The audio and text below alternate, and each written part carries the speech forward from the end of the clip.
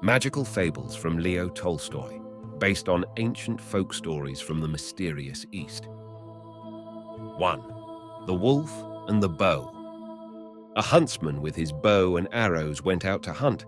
He killed a goat, flung it over his shoulders, and was carrying it home. On the way, he saw a wild boar. The huntsman dropped the goat, shot the boar, and wounded him. The boar rushed upon the huntsman, gored him to death with his tusks, and then himself died. A wolf smelled the blood and came to the place where were lying the goat, the boar, the man, and his bow. The wolf was overjoyed and said to himself, "Now I shall have enough to eat for a long time, but I am not going to eat it all up at once. I will eat a little at a time so that none of it may be wasted. First I will eat the hardest part, and then I will feast on the softest and daintiest." The wolf sniffed the goat, the boar, and the man, and he said, "This food is soft. I will eat this afterwards, but first of all I will eat the tendon on this bow." And he began to gnaw at the tendon on the bow. When he had bitten through the bowstring, the bow sprang and hit the wolf in the belly, and the wolf also perished, and the other wolves came and ate up the man, and the goat, and the boar, and the wolf. 2. The birds in the snare. A huntsman set a snare by a lake. Many birds were caught in it. The birds were large. They seized the snare and flew off with it. The huntsman began to run after the birds. A peasant saw him running after them, and he said, "Where are you going? Can you catch birds on foot?" The huntsman replied, "If there were only one bird, I should not catch him, but as it is, I shall bag my game." And so it proved. When evening came, the birds each tried to fly off in his own direction, one to the forest, another to the swamp, a third to the field, and all fell with the net to the ground, and the huntsman captured them. 3. The Czar and the Falcon. A Czar, while out hunting, unleashed his favorite falcon at a hare and galloped after it. The falcon caught the hare. The Czar took away the hare and started to seek for some water to quench his thirst. The Czar found the water on a hillside, but it trickled out, a drop at a time. So the Czar drew his cup from the holster and placed it under the water. The water trickled into the cup, and when the cup was full, the Czar put it to his mouth and was about to drink. Suddenly, the falcon fluttered down upon the Czar's hand, flapped his wings, and spilled the water. Again, the Tsar placed the cup under the spring. He waited long, until it was filled, brimming full, and again, when he lifted it to his lips, the falcon flew upon his wrist and spilled the water. When for the third time the Tsar managed to get his cup filled and was lifting it to his lips, the falcon again spilled it. The Tsar grew wroth and struck the falcon with all his might with a stone and killed him. Then came the Tsar's servants, and one of them ran up to the spring in order to find a more plentiful supply of water and come back quickly with a full cup. But the servant brought no water back. He returned with an empty cup and said, "The water is not fit to drink. There is a serpent in the spring, and it has poisoned all the water. It is a good thing that the falcon spilled it. If you had drunk of the water, you would have perished." The Tsar said, "Foully have I recompensed the falcon. He saved my life, and I killed him for it." 4. The Czar and the Elephants. An Indian Czar commanded to gather together all the blind men, and when they were collected, he commanded to show them his elephants. The blind men went to the stables and began to feel of the elephants. One felt of the leg, another of the tail, a third of the rump, a fourth of the belly, a fifth of the back, a sixth of the ears, a seventh of the tusks, an eighth of the proboscis. Then the Tsar called the blind men to him and asked them, "What are my elephants like?" And one blind man said, "Thy elephants are like pillars." This blind man had felt of the legs. The second blind man said, "They are like brooms." This one had felt of the tail. The third said, "They are like wood." This one had felt of the rump. The one who had felt of the belly said, "Elephants are like lumps of earth." The one who had felt of the side said, They are a wall. The one who had felt of the back said, Hey, are like a hill. The one who had felt of the ears said, They are like a handkerchief. The one who had felt of the head said, They are like a mortar. The one who had felt of the tusks said, They are like horns. The one who had felt of the proboscis said, They are like a stout rope. And all the blind men began to dispute and quarrel. 5. Why there is evil in the world. A hermit lived in the forest, and the animals were not afraid of him. He and the wild animals used to talk together, and they understood one another. Once the hermit lay down under a tree, and a raven, a dove, a stag, and a snake came to the same place to sleep. The animals began to reason why evil should exist in the world.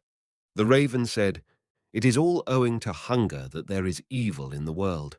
When we have as much as we wish to eat, we sit by ourselves on the bough and core, and everything is good and gay, and we are in every respect well off.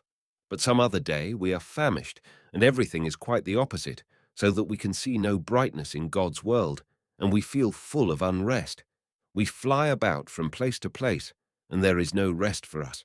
And even if we see some meat afar off, then it becomes still worse. For if we fly down to get it, either sticks and stones are thrown at us, or wolves and dogs chase us, and we are absolutely destroyed. How much trouble comes upon us from hunger? All evil is caused by it. The dove said, In my opinion, evil does not arise from hunger, but it all comes from love. If we only lived alone, we should have little trouble.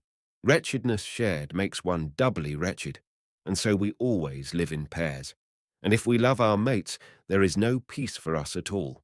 We are always thinking, Asterisk, has she had enough to eat? Is she warm? And when our mate is away from us anywhere, then we are wholly lost. We cannot help worrying all the time. If only the hawk does not carry her off, or men make way with her, and we ourselves fly off in pursuit of her, and perhaps find the poor thing either in the hawk's claws or in the snare. And if our mate is lost, then there is no more comfort for us. We cannot eat, we cannot drink, we can only fly about and mourn. How many of us have perished in this way? No, evil comes not from hunger, but from love. The snake said, No, evil arises neither from hunger nor from love, but from ill temper. If we lived peacefully, we should not do so much harm. Everything would be delightful for us. But now, if anything is done to us, we fall into a rage, and then there is nothing gentle about us. We only think how we can avenge the wrong on someone. We lose control of ourselves and hiss and try to bite someone. We would not have pity on anyone. We would bite our own father and mother. It seems as if we could eat our own selves. The moment we begin to lose our temper, we are undone. All the evil in the world arises from ill temper. The stag said, No, not from ill temper, and not from love, and not from hunger arises all the evil that is in the world, but evil arises from fear. If it were possible for us to live without fear, all would be well with us. We are swift-footed and have great strength. With our antlers, we can defend ourselves from little animals, and we can run from the large ones. But it is impossible to escape fear. If it is only the twigs creaking in the far east, or the leaves rustling, we are all of a tremble with fear. Our heart beats. We instinctively start to run and fly with all our might. Another time a hare runs by, or a bird flutters, or a dry twig crackles, and we think it is a wild beast, and in running away, we really run into danger. And again we are running from a dog, and we come upon a man. Oftentimes we are frightened and start to flee. We don't know whither, and we roll over a precipice and perish. And we have to sleep with one eye open, with one ear alert, and we are always in alarm. There is no peace. All evil comes from fear. Then the hermit said, Not from hunger, nor from love, nor from ill temper, nor from fear come all our troubles, but all the evil that is in the world is due to our different natures. Hence come hunger and love, ill temper and fear. 6. The wolf and the huntsman. A wolf was eating up a sheep. The huntsman discovered him and began to beat him. The wolf said, "It is not right for you to beat me. It is not my fault that I am a wild beast. God made me so." But the huntsman replied, "We do not beat wolves because they are wild beasts, but because they eat the sheep." 7. Two peasants. Once upon a time, two peasants attempted to pass each other, and their sledges became entangled. One cried, "Give me room. I must get to town as quickly as possible." And the other said, "You give me room. I must get home as quickly as possible." Thus, for a long time, they disputed. A third peasant saw it and said, "If you're in such a hurry, then each of you give way a little." 8. The peasant and the horse. A peasant went to town to get oats for his horse. As soon as he got out of the village, the horse wanted to return home. The peasant lashed the horse with his whip.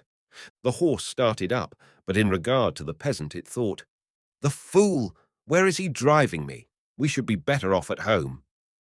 Before they reached the city, the peasant noticed that the mud made the going hard for the horse, so he turned him upon the wood-block pavement. But the horse refused to go upon the pavement. The peasant lashed the horse again and twitched at the reins. The animal turned off upon the pavement and said to himself, "Why did he turn me off upon the pavement? It only breaks my hooves. It is hard here under my feet." The peasant drove up to the shop, bought his oats, and went home. When he reached home, he gave the horse the oats. The horse began to eat and said to himself, "What stupid things men are! They only love to show their mastery over us, but their intelligence is less than ours. Why did he take so much trouble today? Where did he go and drive me? We had no sooner got there than we returned home. It would have been better for both of us if we had stayed at home in the first place. He would have sat on the oven, and I should have been eating oats."